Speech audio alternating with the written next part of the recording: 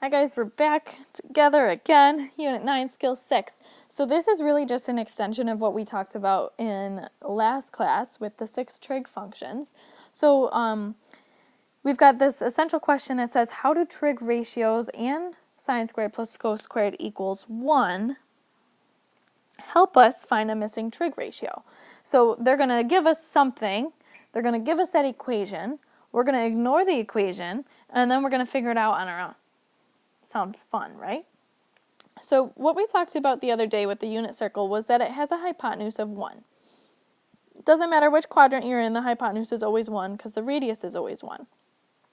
Okay? You don't have to draw all those on there. But what we can know or understand from this is that we can represent x and y by the coordinates of cosine and sine. So this should actually be swapped around.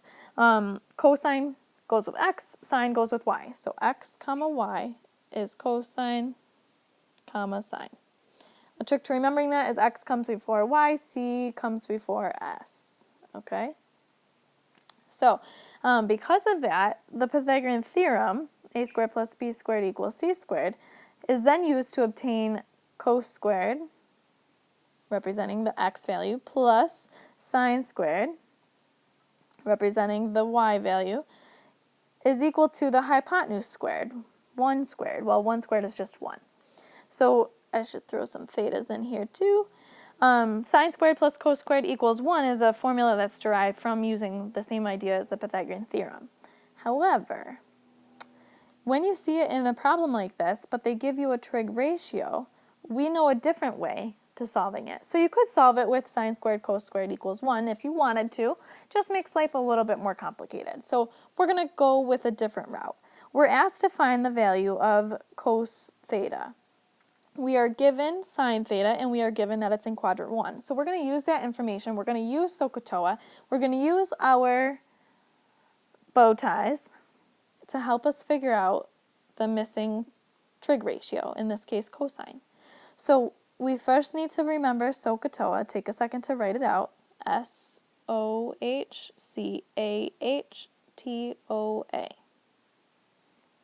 Sine then uses O over H, and I'm writing it directly next to it because it helps me to recognize what exactly I'm given. It's in quadrant 1, so if I look back at my bow tie I just drew, I've got quadrant 1, 2, 3, 4. So I'm going to steal this triangle. Right angle, theta. I know that my O and H side are given in the sine, 5 over 13. So I've got a label first, hypotenuse across from the right angle, O is across from the theta, and A is right next to it on the x-axis. So 5 over 13, 5 is the O, 13 is the A. Now, just like yesterday, we're going to plug into Pythagorean theorem, find the third side, and then we will find cosine theta. Because again, we know cosine theta uses A over H. So as soon as we have the A side, we already have the H side, so we know that's a 13. As soon as we have the A, then we're good to go. All right, plug it into Pythagorean theorem. Remember, hypotenuse goes in for the C. So we have x squared plus 5 squared. Remember that the 5 could have gone into the A spot too. That's okay. So we've got x squared plus 25 equals 169. We subtract the 25 over. That gives us 144. We take the square root and we consider positives and negatives. I'm going to write that off to the side. Consider plus and minus with your square root. We know that the side we're looking for here is a positive value, so that means we have x equals positive 12. Cosine is A over H. A over H is 12 over 13, and you're done. It's much simpler, really, than the last time because you don't have to find all 6 of them. So even though they give you this formula, you're going to ignore it. So in question number 2, when they give us that formula, we're going to ignore it. Okay, now it sort of gives you a hint that you're going to have to use Pythagorean theorem, but we're going to ignore the actual formula. So they're asking us to find sine, and they give us that cosine is negative 0.6, and theta is in quadrant 2. Now, I want you to take that negative 0.6 and place it over 1. Because if we have it over 1, then we have an adjacent side and we have a hypotenuse. So now we can draw our triangle in quadrant 2. Remember your bow tie. And quadrant 2, I'm just being lazy and not scrolling. Quadrant 2 is over here. So we're stealing this triangle. We're going to label OH and A after we have our theta. Hypotenuse is across from the right angle, opposite is across from the theta, and adjacent along the x-axis. We know our A side is negative 0.6.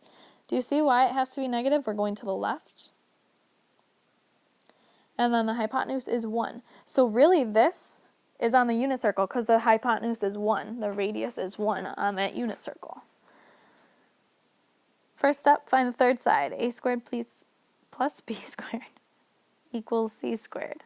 Second step, find sine. Let's just talk about what we know about sine. Sine is O over H. Do we have either of those? Yes, we've got the H. That's a 1. So O over H. We're looking for the O side. So we've got hypotenuse of 1 going in for the right side on the C. We've got a negative 0.6 that needs to be squared. So either drop the negative and square it or put it in parentheses before you square it. Plus x squared. This gives us 0.36 positive. If you got a negative, that means you did something wrong with your negative before you squared. Equals 1. X squared then equals 0.64. We're going to square root with positive and negative. We're going to consider that always. I look at the side I'm looking for and it's going upwards, so that's going to be a positive. So x equals 0.8. 0.8 is my O side. It's placed over 1. Technically, I don't have to have it over 1 because over 1 is the same as just the number that is on the numerator. So if you want to rewrite this, you could say sine equals 0.8, and it would be perfectly acceptable. Now, I could not do the same thing up here. Cosine has to be 12 over 13 because there's no reduction on that. If you flip it, we'll see 2 more examples, I believe. So this first example says, find the value of tangent to the nearest hundredth if sine is negative 0.75 and it's in quadrant 3. So first, put it over 1. Think about some old horse caught another horse, taking oats away. So O over H, we need O over A. Quadrant 3, 1, 2, 3. And again, if you need your bow tie, draw it first, and then seal the triangle. Hypotenuse, opposite, adjacent. You should be thinking through those a little bit faster now. Hypotenuse is always the diagonal. Opposite is always the y value. Adjacent is always along the x-axis. So our opposite side is negative 0.75.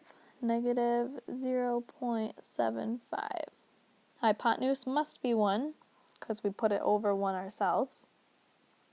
And we're looking for the adjacent side. So first step, a squared plus b squared equals c squared. Second step will be to find tangent of theta. And it does say to the nearest hundredth. I read over that quickly, but that means that we're going to round to 2 decimal places.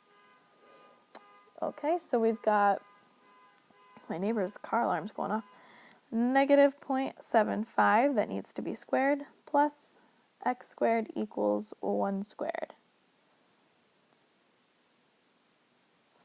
Once I move this to the other side by subtraction, we have x squared equals 0.4375. We're going to square root both sides, plus and minus, of course. When I'm looking at the adjacent side, the one I'm looking for, it's going to the left. Therefore, I'm going to take the negative this time. So x is I'm not going to actually square root this because it's so ugly. We're going to pause for a second. We're going to leave it the way that we have it written right now. I'm going to even label it up here like that, 0.4375. And then when we're asked to round, that's when we'll start rounding. Okay, so tangent is opposite, negative 0.75. I should put the 0 in front. Over negative square root 0.4375. And then when we're asked to round, we type it in the calculator and we find out that tangent theta is equivalent to positive 1.13. Double negative cancels out, tangent is therefore positive.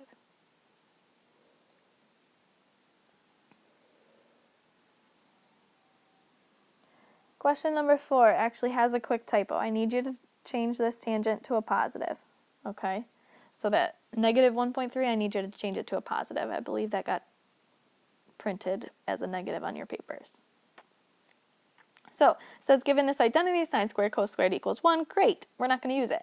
Find the value of cosine to the nearest hundredth, so 2 decimal places again, point blank blank. If tangent is positive 1.3 and it's in quadrant 3.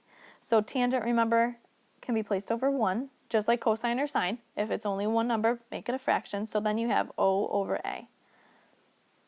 Eventually we need A over H for cosine. So quadrant 3, 1, 2, 3. Same quadrant as the last time. So we have theta, we have O, we have A, and H. So my O side is supposed to be 1.3. Now that negative was probably put there initially because we're like, oh, it's negative, it's got to go down. Yes, it does have to be negative.